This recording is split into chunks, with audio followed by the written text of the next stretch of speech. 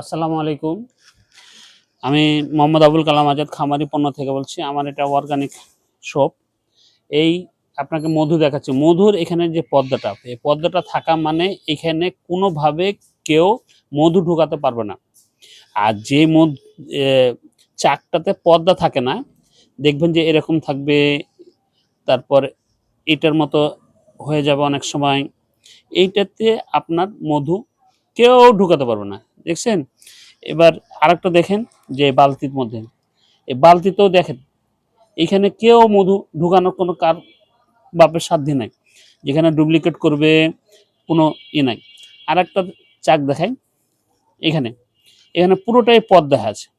এই পর্দার মধ্যে কাউরের চিনি সেরা বা কোনো কিছু ঢুকানোর কাউরের কোনো বুদ্ধি নেই।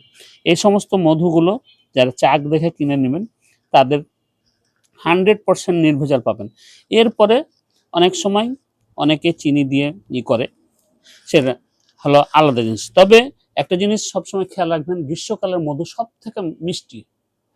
থেকে মিষ্টি এবং সব থেকে ভালো হয়। এখানে কোনো জলীয় বাষ্প থাকে না, বৃষ্টির পানি থাকে না, বা আদার্স কোনো কিছু থাকে না। এই প্রত্যেকটা মধুতেই পানি থাকে কিছু অংশ, যেমন আপনার 20% বা 15% পর্যন্ত পানি থাকে। সাধারণত বর্ষাকালে 40% পর্যন্ত পানি থাকে। এটা অনেক সময় মধুর গুণাবলীর উপরে ডিপেন্ড করে, সিজনের উপরে ডিপেন্ড করে যে কোন সময় কোন মধুতে কতটুকু পানি থাকবে। যেমন আমার এই মধুতে এখন ধরেন যে 15 থেকে 20% হয়তো জলীয় বাষ্প আছে। এত মিষ্টতা যে চিনিকে হার মানায় দেবে, এত মিষ্টতা এই মধু। আপনারা কিভাবে বুঝবেন যে একাধ সময় মধু কিন্তু একাধ রকমের হয়? কারণ গ্রীষ্মকালে মধু যখন কোনো জলীয় বাষ্প থাকে না, বৃষ্টি হয় না, এই সময় প্রচণ্ড তাপদাহের কারণে এই সময় মধুটা ঘন এবং মিষ্টতা বেশি থাকে। অনেক সময় বর্ষাকালে মধুর ঘনত্বটা কমে যায়, পাতলা হয়। ওখানে কেন? যে বৃষ্টি হয়, বৃষ্টির যে জলীয় বাষ্পটা অনেক সময় মধুতে আহরণ হয়ে যায় এবং চাকে তখন বৃষ্টির জলীয় বাষ্পের পরিমাণটা বেড়ে যায়, যার ফলে মিষ্টতা কমে যায় এবং মধুটা হালকা হয়।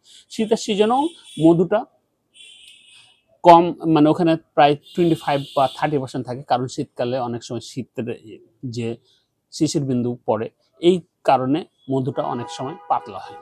সব থেকে মধু ঘন হয় গ্রীষ্মকালে। মধু খাবেন, মধু সবসময় খাবেন, সারা বছর খাবেন। মধু সারা বছর খেলে ইমিউনিটি শক্তিটা আপনি ভালো পাবেন, সবসময় রোগমুক্ত থাকতে পারবেন। এবং মধু খেলে যেটা হয়, হজম শক্তি বাড়ে। আর হজম শক্তি